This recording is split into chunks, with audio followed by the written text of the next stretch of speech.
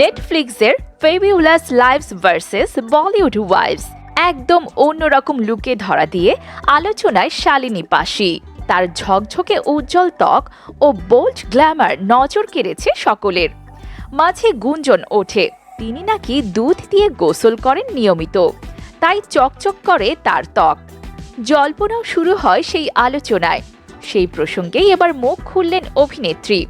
তবে সম্প্রতি এক সাক্ষাৎকারে শালিনী সাফ জানালেন পুরোটাই গুঞ্জন, দুধ দিয়ে গোসল করেন না তিনি। একটি শোতে বাড়তি কথা এড়িয়ে যাওয়ার জন্য তিনি সকল প্রশ্নের উত্তরে হ্যাঁ বলেছিলেন। সেখান থেকেই এই জল্পনা ছড়িয়ে পড়ে। অভিনেত্রী বলেন, আমি দুধ দিয়ে গোসল করি না।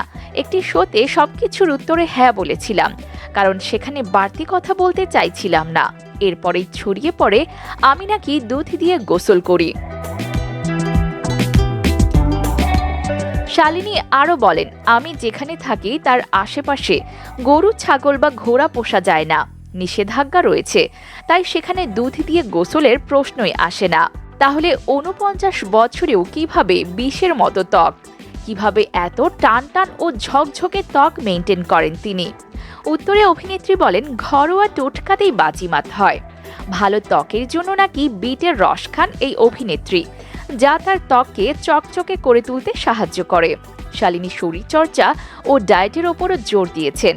তার কথায়, ভালো ও পুষ্টিকর খাবার খেলে, ঘরোয়া খাবার খেলে শরীর ভালো থাকে।